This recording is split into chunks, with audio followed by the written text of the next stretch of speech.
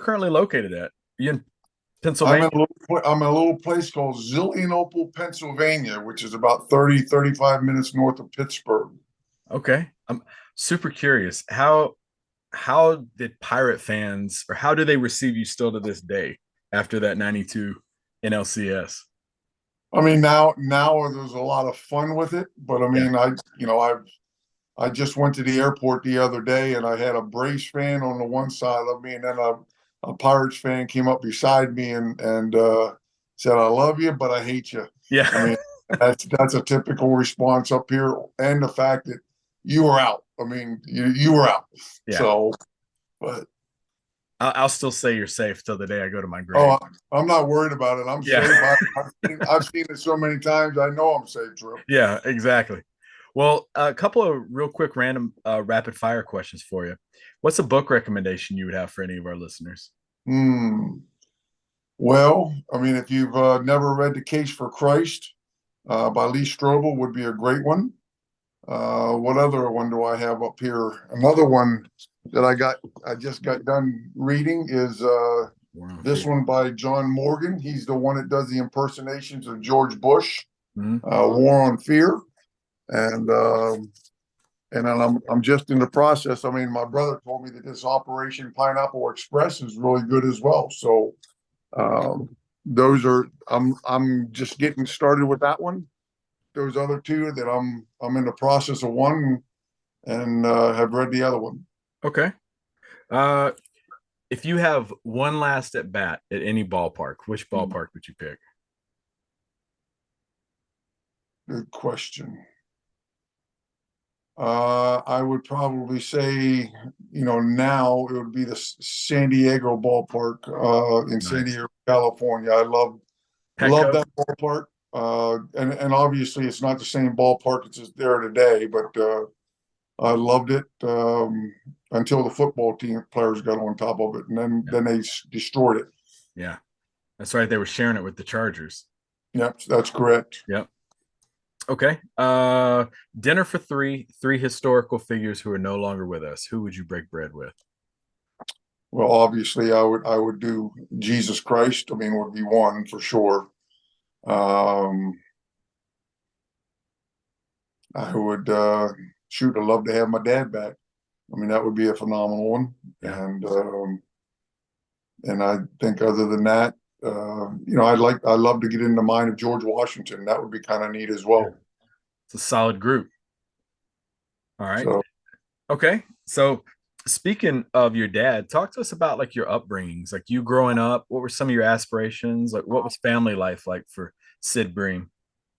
well, I grew up in a little town called Mount Holly Springs, Pennsylvania, which is in the south central part of Pennsylvania, not too far from Harrisburg, the capital, and a little town, 1,200 people. There were no red lights in it, and my dad and my mom, they worked hard. They were strong believers. Had six or five siblings, two brothers and three sisters, and my dad was for 40, I think it was 48 years, worked at a carpet factory called Mason's Carpets, and retired at 62. And 3 years later, he cancer took him, and so that was back in 1995. And but my dad was hardworking. Obviously, he had to work three jobs at times back then because of just to supply enough food for the family, and so we didn't have him around a whole lot. And so when you did have him around, it was very special. And my mom was special. Had a great family in regards to my siblings. I mean, I wish right now, Trip, that I had anger problems back then, and I would take it out on my siblings a little bit. But had a great upbringing. Went to church every Sunday morning, Sunday nights, Wednesday nights, and yes, there were times that I thought and said, "Why in the heck do I got to be at church all the time?" But Like every kid almost. Yeah. yeah, but now I'm so thankful. I'm thankful that my mom and dad introduced me to Christ, and I have a peace that passes all understanding because of that now. Yeah. What's something you catch yourself saying or doing maybe subconsciously to this day that reminds you of your parents? Oh my goodness, you're asking me to think, Trip. Again, I would say, it's not there any longer because my kids are grown up. But I mean, I used to react harshly when to my kids growing up a little bit like my dad did. Mm-hmm. Um, and I wish I'd have been a little bit less less direct with them. The Bible says don't irritate your kids. I mean, and a lot of times I irritated my kids, and that was wrong. So I wish I could go back, and I wouldn't have done that my dad and mom did. Not so much my mom, but my dad. When did you know that baseball was something you were extremely talented at? Well, I mean, things went well for me all my life. As far as growing up, to the point as I've shared some when I go out and speak, that when I was 12 years old, our coach Little League Baseball, we had 11 game season. Yeah. And my coach at that point in time, anybody that hits a home run, get a half gallon of ice cream. And so 24 home runs later, in that 11 game season, I just got a check. He didn't want to give me a half gallon of ice cream. He just gave me a check.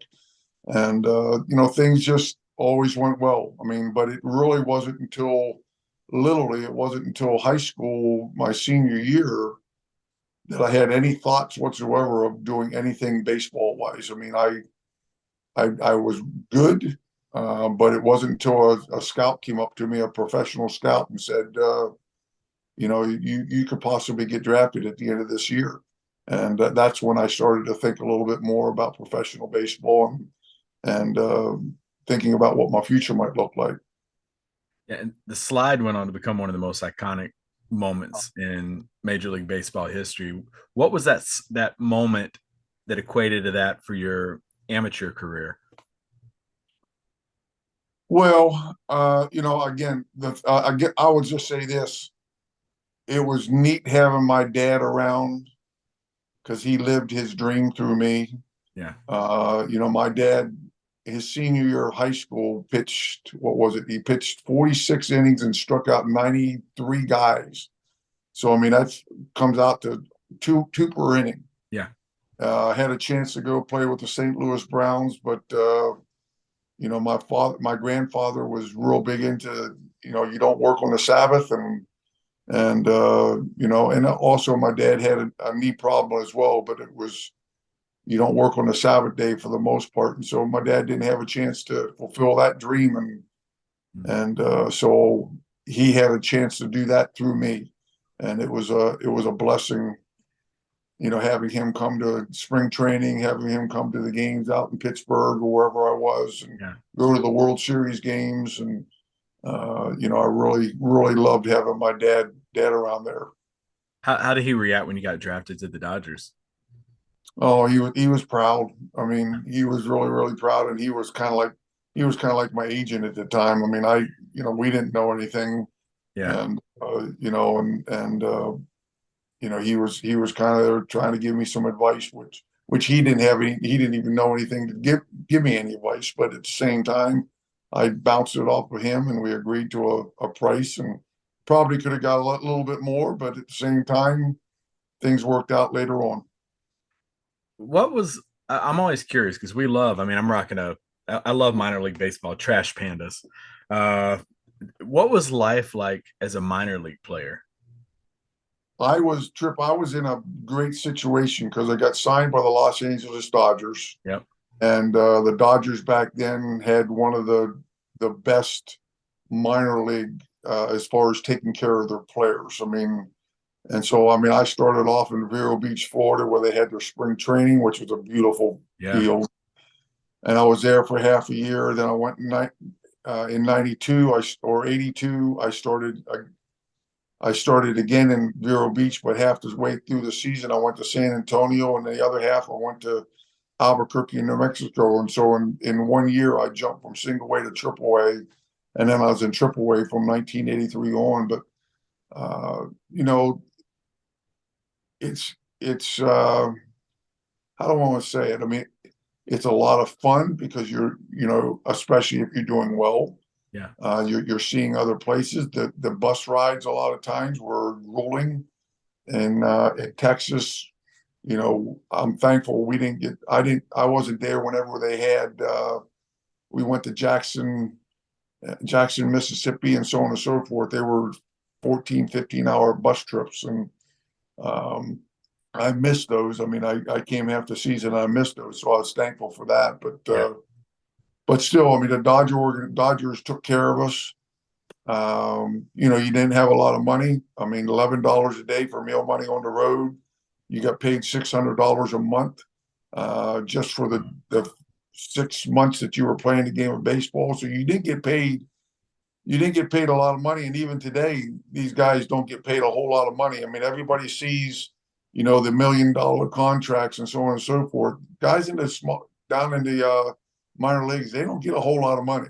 Yeah. I mean, so they have to really be committed to doing what they're doing and love what they're doing in order to hopefully get a chance to play in the bigs.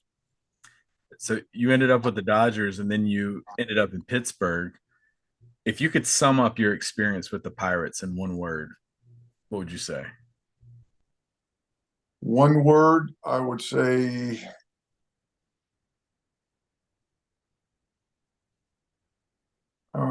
I guess the first word that comes to my mind, Trip, is fulfilling. Yeah. I mean, it really, I mean, I just had a great 86 when I got here. The first year we lost 103 ball games in a year, so it was a bad season. But I was breaking myself in every year. Sid Thrift and Jim Leland were putting new players in that needed to be put in, and Such an by underrated manager too. yeah, and by 88, I mean we were in a place where we could have won. Yeah. And then 89, I got my injury. Michael Lavalliere got an injury, and so that kind of set us off a little bit. But 1990, we came back and we won our division, but Jim Leland was a phenomenal manager. The players that I played with here were phenomenal people. Bobby Bonilla, Barry Bonds, Andy Van Slyke, Doug Drabeck, Brian Fisher. I mean, we had a Stacked. Neil Heaton. I mean, we had a group of great Jay Bell. So it was a group of great guys and good ball players, and it was fun to go out there in the field with them. You were at the ultimate of highs in 91, 92, but how was it in 90 when you were part of the NLC? Y'all got to the NLCS, ran into the Reds, just got, no pun intended, red hot. Uh, Yep.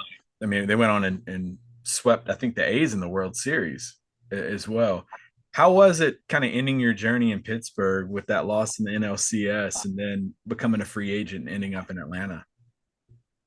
Well, Trip, I mean, let me just share the story of how that all went, because I mean, I was a free agent at the end of 1990.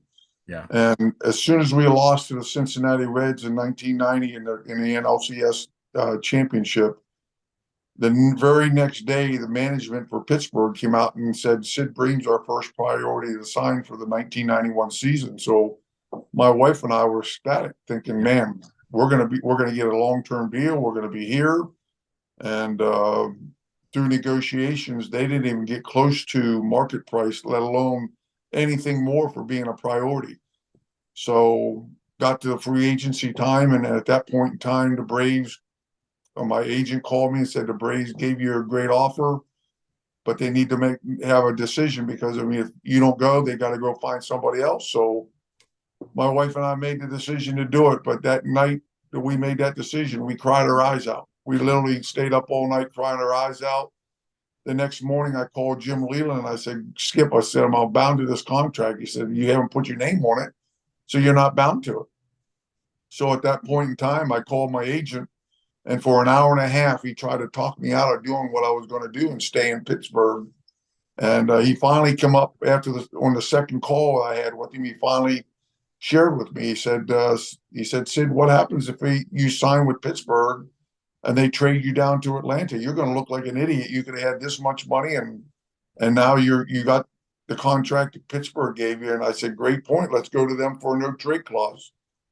So we went to them for a no trade clause, and they said no to a no trade clause. And I said, man, I said, if I'm your first priority, I'd hate to see what your last one is. And and so at that point in time, I went down to Atlanta, and you know what the rest of the story is. I mean, we knocked them out of it the next 2 years, and it was difficult to see some of my old teammates not get a chance to go to the World Series. But at the same time, as far as management's concerned, I was very, very gratified that I knocked them out of it those 2 years. When you went to Atlanta, I think what people forget is that when you got there, they were not the team in the '90s. They were on No, CBS. They were America's team, but they were not a winning culture yet. It was that '91 season, and I still as a kid remember the '91 season, '92 season. When was that paradigm shift for you in the locker room when that Braves team was like, oh my gosh, we've actually got something special here? well, you know, again, John Sherholtz did a great job of signing Terry Pendleton, myself, Charlie Lee Brandt, Rafael Belliard, shored up an infield, but he also brought some pretty good leadership. I mean, some individuals that had won, and and a great the thing that I would say about Bobby Cox is a lot of managers, they micromanage. I mean, they have to be involved with everything. I mean, Bobby Cox allowed Terry, Charlie, myself to have team meetings with that club. And so we would sit down with him and just discuss what needed to take place, because we had David Justice, we had Ronnie Gant, we had Tommy Glavine, Steve Avery, John Smoltz. I mean, a host of other great ball players there. And they were great talent, but they just didn't know how to win. So we just kept going through what needed to take place in order for us to become a winner. And throughout the first half of that season, we played well, but we were competitive, but at the same time, we were still 9 games back Yeah. at All-Star break. And then we put on a run right after All-Star break and got ourselves closer. And that was, I would say, that was the defining moment in regards to the team saying, man, when we go between the lines, it's our game. Nobody else is going to take it from us. And that's when it all got started. Yeah, I caught up with the Dodgers. I think it was the last day of the regular season. Y'all were watching it at Fulton County, and Absolutely. I mean, we beat the Houston Astros, and the yeah, Giants had to beat the Dodgers that day. And I mean, and both of those things happened to allow us to get to the playoffs for that year. it's crazy how your career started with the Dodgers. '91, y'all were chasing the Dodgers. You end the regular season with the Astros, who you ended up with, Yeah. and then you beat the Pirates in the NLCS. And yeah, '91, '92 NLCS were great, but the '91 World Series is still, I think, the best World Series ever played. No, Um, but and I'm not going to disagree with you. I mean, I know there are other teams out there that would disagree, but I mean, when you consider how many games were won on the last at bat, the last inning, yeah, it was a phenomenal series, and both of us had chances to win the games. And the last game goes to the 11th inning with Jack Morris and John Smoltz, and shutout. I mean, just again, you couldn't have drawn it up any better. Unfortunately, we came away, the loser. So, but there were 20, I think at that time, 28 other teams at home watching us. So It's true. it was a good thing. What do you remember about the Lonnie Smith running the? Yeah. How was he after that? Because I remember my dad coaching would always refer back to that moment where Lonnie Smith, I guess, wasn't watching the third base coach. Well, I mean, that's probably the biggest thing that took place in regards to he was stealing a base. And so when you're stealing a base, you normally don't look in to see what the hitter did. So I mean, he's Mhm. stealing the base. The place is loud to begin with. Ronnie again hits the ball to left center field, and the shortstop or second baseman deked Lonnie into thinking that the Yeah, throw was coming.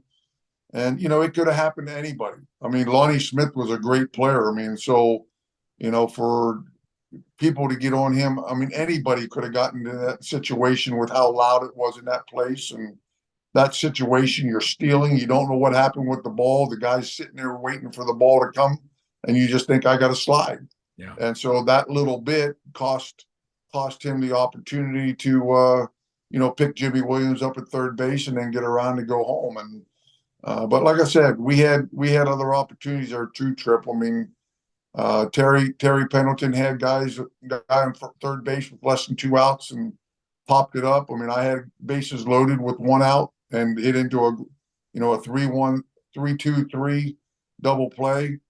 And that's what great pitchers do. They get you out when they're in big situations. And Kirby Puckett just came up and got it done in the 11th inning. So it was a blast. I mean, I wish we could have put the other ring on our finger, but it was truly an unbelievable experience to be there and be a part of that. And so I'm thankful for that. That was the Herbeck Gant first base Yeah. picked him up moment. And I, Yeah. and I and I've shared, a lot of people bring that up, and I've shared a lot. I said, I would do everything over there in order to get that guy off the Oh base. yeah. Yeah. I Yeah. mean, and again, what he did, I mean, what can they do? They're not going to send him to second base. They're just going to say he was safe because he lifted him up. He got the out. But Vince Coleman, I used to just push and push and push on his leg in order to get him to come off the base. And I mean, any base stealer that would come back and put their foot on the base and then wheel around the base, I just keep pushing, and they'd lose their balance, and I'd push them off the base, and you have them. So Ken Herbeck was just doing what every first baseman would do. Yeah. We just didn't like it as a Braves player. Oh yeah. I was gonna say, as a Braves fan, I couldn't stand him. I'm sure everybody in Minneapolis was fine. Uh, so you mentioned that 3-2-3 double play. And this is what I love about the podcast is things like this, like sports simulates life in so many ways. You go from 1 year prior, you mentioned 3-2-3 double play, could have driven a win and run of the World Series. Then the next year, like I said, one of the most iconic moments. I mean, I dare you to walk around Truist Park and not find an image of that, but the slide in the 92 NLCS against the Pirates. I mean, once again, it was a great game. Doug Drabeck, who I think is Yeah. criminally underrated as a pitcher. Oh my gosh. Pitch hitter Francisco Cabrera comes up. What is going through your mind when you're on base and I mean, Fulton County Stadium is just rocking at that moment? What's going through your I mind? mean, I like to have fun with it. I'm sitting there saying, Bobby, why aren't you pinch running for me? But really, I mean, I was just going through the whole scenario of what I needed to be doing. As I shared the at bat before, I'd hit a double off of Dreback, and they tried to pick me off twice in that at bat. I mean, that next at bat, because with my knee and everything, I couldn't push off, and so I mean, I wasn't as quick as I was before my knee surgeries, and and so, but with Stan Belinda there, he got the second out with the pop up to Brian Hunter. So now there was 2 outs, and I mean, and he wasn't going to worry about throwing back there. So 2 outs, I got a bigger lead, and I knew I could go on a crack at the bat. I didn't have to worried about where the ball was hit to, and so that all those things were in my advantage at my advantage. But thankfully, Barry Bonds' throw was just up the line just a little bit and allowed me to get my foot in. But again, I'm sure Bobby Cox, I mean, Bobby for a long time sat there and would tell me he had nobody to play first base. And that's not true, because he had Brian Hunter that pinch hit that inning. Yeah. And he had Francisco Cabrera that pinch hit that inning. I mean, if we were to tie it up, he could have used either one of those, but the person that we didn't have a position to play for was second base, because Mark Lemke was pinch hit for in the 7th inning, and Rafael Belliard was pinch hit for in the 9th inning. So we didn't have a runner to play or a player to play second base, and so he would have been at a crossroads there. Who was he going to put into second base if we were to tie up the ball game? And but again, I just go back to this trip. I mean, and I know that some people will think this is crazy, but I mean, that to me was a divine experience. I mean, God had me out there for a specific purpose, and that has given me a chance 30 years later to be telling people about a relationship with Jesus Christ. And so that's the blessing about it all. Yeah, I definitely want to talk about the faith piece, but before I do that, how does it feel? You mentioned 30 years to see Hmm. Atlanta Braves bobbleheads, which any listener, if you're listening to this, I'm still looking for the slide bobblehead. Those things went fast. But how does it feel to see that, to see murals for it, to see it played on replay over and over? I mean, this is something that people are going to be talking about as long as the game's around. Yeah, I mean, I believe I know it at Turner Field they had a brass statue of it. I don't Yeah, know if it's up at Truist Park, but I mean, I'm going uh, soon, so I'll check it out for you. but I mean at Turner Field they had a brass statue of the slide, and again, I think every ball player wants to be known. I mean, the Bucky Dent, the Carlton Fisk, those moments, Kirk Gibson, Yeah. those moments. I mean, that will kind of hang around because most players, truthfully, they go into obscurity after their game days of baseball are over with. Within a couple of years, it's only their family and friends that remember that they played baseball. Yeah. And thankfully, I was slow enough and made a play close enough that it is stuck around for a long time, and I can't be any more honored and humbled about a situation like that. Yeah, and you ended up going to the Astros.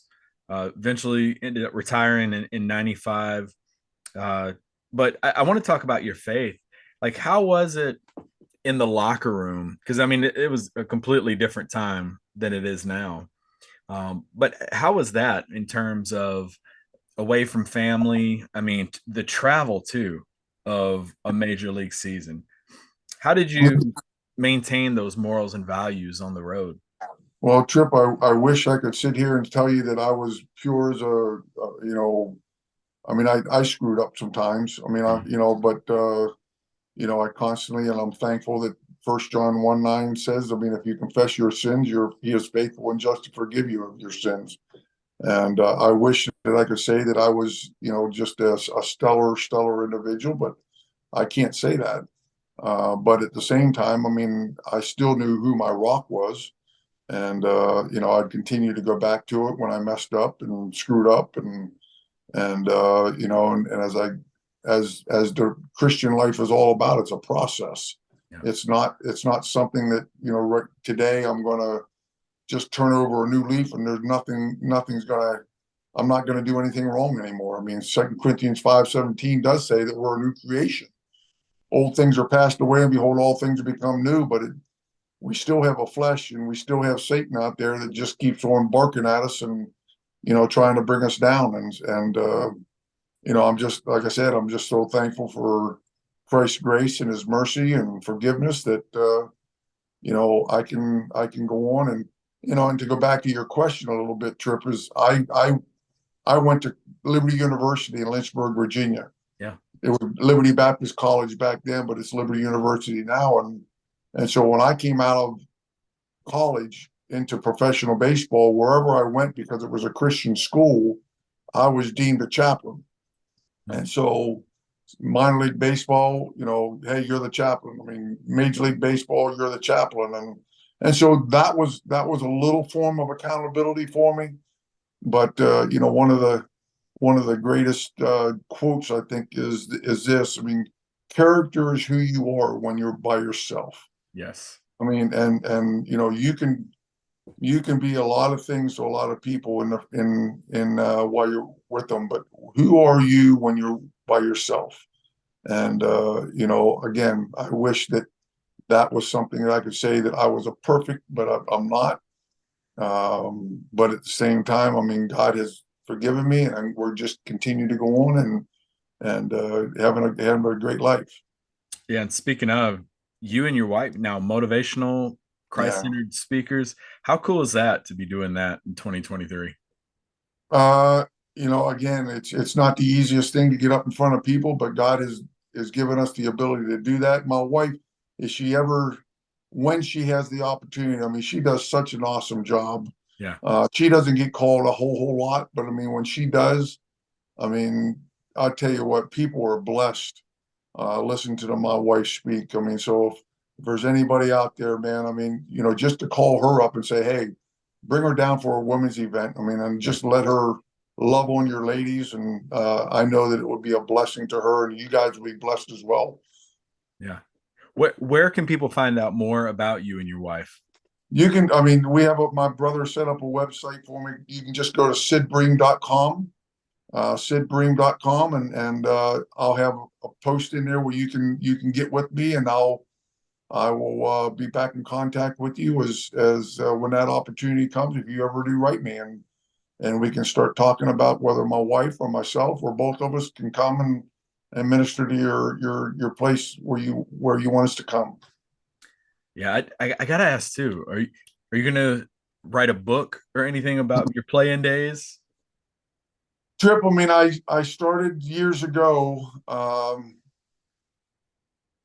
I've heard so many stories of where people were when Sid slid. Yeah, And, I've heard the bad ones from up here in Pittsburgh, and I've heard the ones down in Atlanta, some funny ones. And I started to put a compilation together of all those stories about that play, and I had a gentleman start to feel it out with some book people, and nobody wanted to do it, so it just kind of died. But as of right now, other than that, I have no interest in writing anything at this point. yeah, I think the biggest thing for me is sometimes I just say, what would people want to read my book for? So I mean, I just leave it alone. So maybe the Lord will push me one of these days, but right now I'm good. yeah. I was like, don't doubt yourself. I like stuff like that. I like to hear those. I mean, I still remember But you you're only were. one person there, Trip. I mean, I got to have more book sales than just one. Okay. That's true. I guarantee you put them at Truist Park. I guarantee you'll sell some. Well, Yeah. possibly.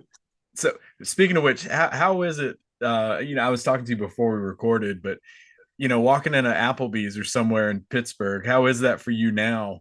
Uh, as opposed to, I'm sure if you went there in 1994, it'd be a lot different.